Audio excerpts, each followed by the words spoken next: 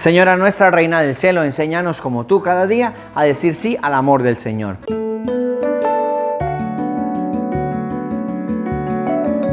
Qué bonito poder escuchar la palabra de Dios, meditarla en el corazón, llevarla a la práctica y hacer de ella palabra de vida.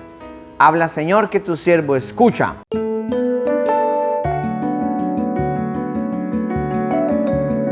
Del Evangelio según San Lucas. Quiero escuchar cuáles son tus caminos. En aquel tiempo, entre la admiración general por lo que hacía, Jesús dijo a sus discípulos: métanse bien en los oídos estas palabras. El Hijo del Hombre va a ser entregado en manos de los hombres. Pero ellos no entendían este lenguaje. Les resultaba tan oscuro que no captaban el sentido. Y les daba miedo preguntarle sobre el asunto. Palabra del Señor.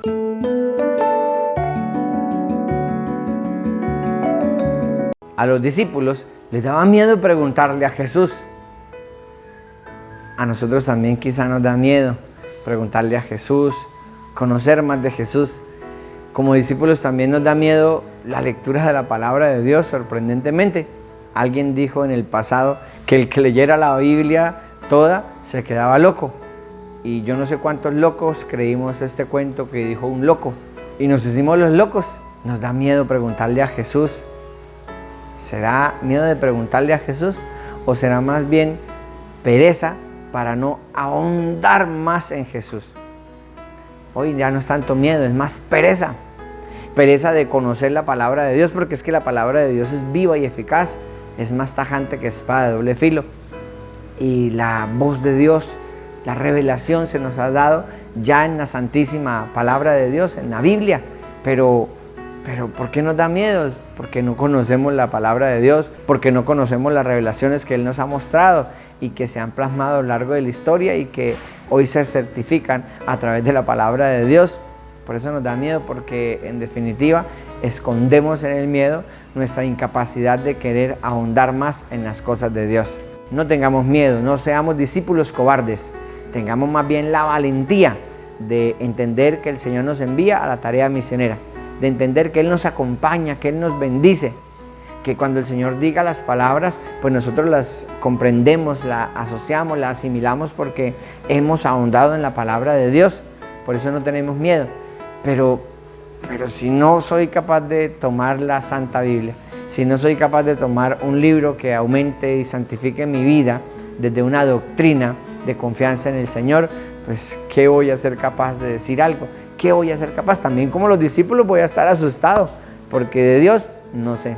Un amigo en una universidad del extranjero hizo una carrera que hasta en idioma extranjero está, y difícil de pronunciar, y hasta difícil de entender en qué significa esa carrera. Pero él, muy convencido de eso, lo hizo. Y estudió convencido eso para lo cual se preparó. No sé quién lo pueda contratar, ni en qué campo específico se pueda desempeñar, pero él se arriesgó. Ojalá que también nosotros nos arriesguemos. No porque aspiremos a ser profesores de teología de una universidad o quizá licenciado en una determinada materia que toque el tema de Dios. No es precisamente porque vayamos a devengar dinero, es porque es necesario este conocimiento del Señor para que tengamos una vida mucho más parecida al Evangelio, una vida mucho más parecida a los discípulos. Para eso es, y en eso sí no tenemos que tener miedo, en ahondar en las cosas de Dios. Los discípulos tenían miedo de preguntarle a Jesús. Hoy ya no nos da miedo a nosotros, ¿cierto? Ya mire, nos sometemos a retos. Mire en las redes sociales cuántos retos hay de los muchachos, que algunos incluso hasta han cobrado vida. Hoy no nos da miedo, ya somos arriesgados, experimentados, hoy ya somos valientes. A ver, póngame, que yo le hago. Pues también entonces seamos arriesgados para entrar a un curso bíblico, para entrar a un curso de catequesis, para entrar a un curso de patrística, para entrar en un curso donde aumente mi fe. Seamos arriesgados, a ver, es un reto.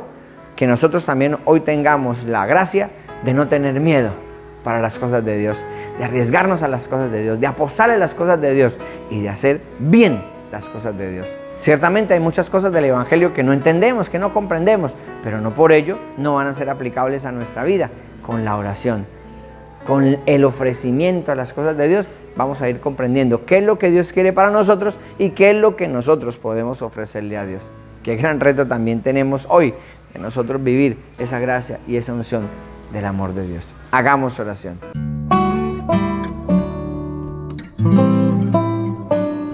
Nosotros queremos, Señor, meternos bien en la cabeza tu palabra, tu doctrina. Nosotros queremos comprender bien eso que tú nos enseñas. Pero danos, Señor, ganas de las cosas de Dios. Danos unción en las cosas de Dios. Danos, Señor, la capacidad también de ahondar en el misterio, de querer abrazarlo, de no darnos por vencidos, de no tener miedo, sino de abrazar esa cruz que nos lleva al encuentro contigo. Gracias, Señor, por amarnos tanto. El Señor esté con ustedes y la bendición de Dios Todopoderoso, Padre, Hijo y Espíritu Santo, descienda sobre ustedes y les acompañe siempre. Amén.